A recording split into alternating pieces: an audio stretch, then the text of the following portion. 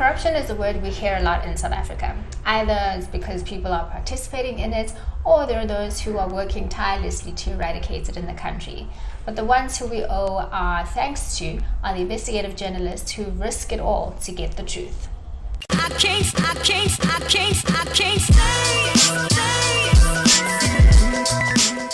State capture is something that isn't unique to South Africa or any other country in the world. That's how common it is.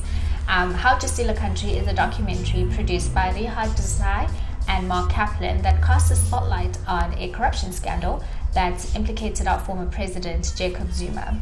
At the same time, it highlights very importantly and celebrates the journalists who worked tirelessly to unearth a thread of emails that actually revealed political connections that led to, or rather allowed, looting of over trillions of rands.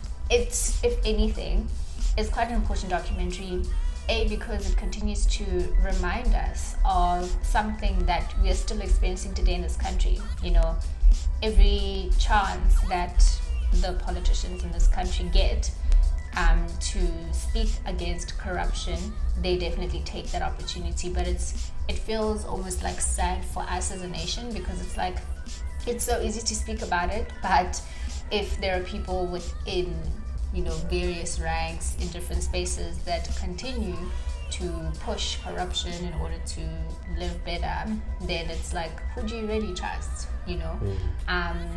And just seeing it again, it was like, yes, you know, former President Zuma was implicated, but it also like raised a flag, you know, to really think back in time about how deeply rooted corruption is.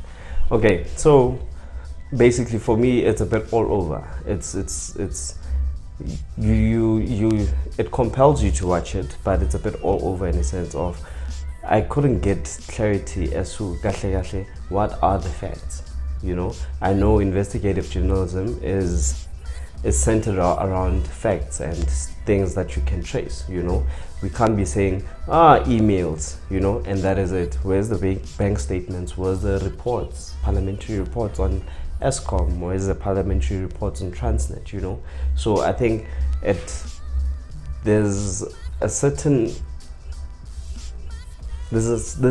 space in which it missed an opportunity to give journalism, especially in South Africa, because journalism has been clouded, especially investigative journalism has been clouded in the sense of journalists are just incompetent, or they're just there to push a narrative, you know. I mean, a whole term was coined for journalists to say, or media to say, it's a fourth estate, you know. So rather, instead of bringing that to opportunity to say, yes, these journalists have been following what has been deemed as state capture, but their arguments are backed by such and such facts, you know, and things which are tangible, you know. We can't be saying we have a whole inquiry on state capture in which a whole former minister said, I was offered 600 million rands, but where's the proof? You know, it's a lot of money, you know, and are even the Guptas worth more than 600 million? Those are certain questions which, for me, it failed to answer. I definitely get the point that he's making. I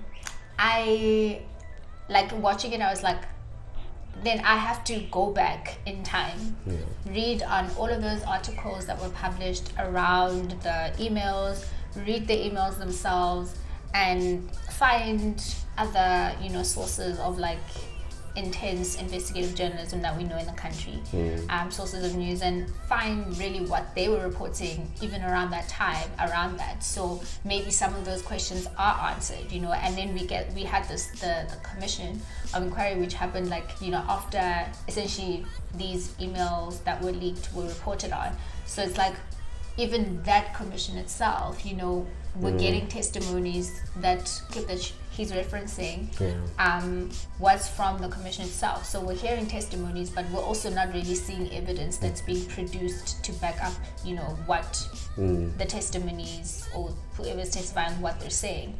So it, if anything, inspires going back in time and really demanding that these things be shared, because the reality is also that people had been subpoenaed, but a person also, has the right to say no despite being subpoenaed. Obviously then contravening the laws of the country and all of that stuff. So that's also another reality that we've been living with. So for me, I took it as these emails cannot be cast aside just because there isn't like a paper trail, you know what I mean, bank statement that can verify the claims that are being made. Yeah, but I also felt like in a sense this whole docu, like for me, not that I'm saying I'm taking anything away from the journalists, I'm just looking at it from a perspective of trying to look at it objectively, I mean, yes, a whole commission has been put in place to get to the whole state capture, but let's also look at journalism, to say what was it really trying to say about journalism in our country. We understand that the media is powerful for the state, it's very powerful in our country, but does it give rights to journalists to actually write whatever they feel is the truth, no matter what facts they overlook? There are some things which I would say it vindicated those journalists in a sense of, yes, we might say the relationship between the former president and the Guptas was too cordial, but let's also look at facts that to say load shedding. We can't blame load shedding on the Guptas. There is a certain part of it where it says load shedding is part of the corruption that's been happening, and the Guptas whatnot, but their involvement in supplying coal to the power utility came at a much later stage, which load shedding was never, they were never there when load shedding was first initiated, so those are certain facts we need to look at. So we have, yes, never mind the fact that maybe the relationship between the former president was too cordial with the Guptas, but even today we still have instances where our political elite are too cordial with certain businessmen, and they get these government backing which run in their billions, and nobody's saying, hang on, state capture, or let's carefully look at this. Who do these people account to? You understand? So hence I say, for me, there's a sense where they try to vindicate the journalists in the sense of overlooking certain facts, overlooking, there's this precedence that's been set where if one leader does not fit whatever caliber or whatever standard which certain individuals might like, they go after them without recourse. Yet when one leader fits whatever they want, they will overlook anything and everything. You understand? That's where my sense of objectivity, I don't know, but yeah, it's subject to you guys to say, am I wrong or not? But it's just my opinion around it, But other than that, what do you think of the visual? I do like that they recreated the headlines of the various newspapers, and again, the focus, like I get the point that he's making. Then I'm like forced to remind myself that the focus was really on that corruption scandal, right? Because it's the only corruption scandal, to my knowledge, that was really that big, that garnered the sort of attention that it did. So as true as it is that there are other people, they obviously are. I mean, it's politics, you know what I mean? The former President Zuma is not the only brains, behind corruption. No. It's been going on, but it's just, I guess we're lucky that, the lid was just blown off of this one. So I do, as far as them recreating the articles and really just, again, because I guess there wasn't much that they could use for B-rolls of the document itself, so they had to be really creative around how to really still retain our attention, and not just retain it, but also remind us or help us follow the documentary, because I think there's just so much that happened from the time that Zuma was elected to the time that there was in the protest of Zuma must fall and everything that was happening. There was just so much that was happening in between, that I guess it's easy to miss that detail, that there are other parties at play. It wasn't just Zuma and the Guptas. I guess also quite ironic that the color of like the money or just reference to money was like the dollar sign, the dollars and the green of the dollar. We have various colors. I think maybe just taking a jab at also influences that exist outside of the country. I gotta say, I agree with you. Also, the aspect that geopolitics plays a major role. I mean, even people's perceptions or the use of media. For example, Bill Pottinger.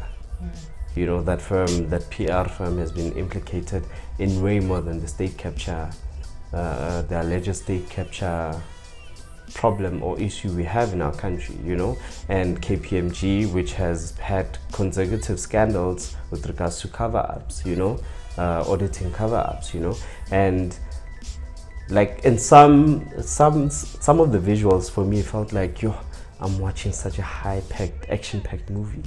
Legit. I was like, guys, this can't be South Africa. It was quite intense.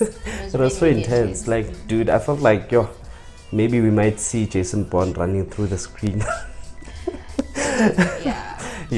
But I found it quite interesting, and hence I felt compelled to even watch it to the end, because I was like, okay, maybe something's gonna happen. I'm gonna see, jail or prison doors open or close, something of that nature, or people being hospitalized. We understand there's witnesses, even unfortunately, may his soul rest in peace, or Mr. Ngwenya, the whistleblower. He passed on, the farmer, so maybe a piece. But then again, there's so much to it. I found it quite interesting. It made me feel kind of excited, That's what I liked about it. But in any case, how many Biltong sticks would you give it? I'd definitely give it a 4 or 5 Biltong sticks, because it's just such an important body of work for our country. How many Biltong sticks would you give it? That's a tough one, man. Like I'm stuck between a 2.5 and a 3.5. That's where I'm stuck. So why are you stuck? I would give it a 3. One being, to a certain degree, it lacked some objectivity to it. It for me, it screamed out an aspect of vindicating articles, journalists, with regards to so far what they've done. They've created a noise to say corruption exists, they've created that noise, but lack of facts, lack of presentation of facts, that's where the downside of it is, and that's my take on it. But in terms of presentation, I'm happy with it. So if you've also taken a moment to watch again How to Steal a Country, or you've seen it and just refreshed your mind again, let us know what you think about it. Leave us your comments in the comment section below. And if there's a series, film or documentary that you'd like us to review that features South Africans or African thespians, let us know in the comments. I'm Gomo. And I'm Dumi. And this is the Biltong Review. Thanks for watching.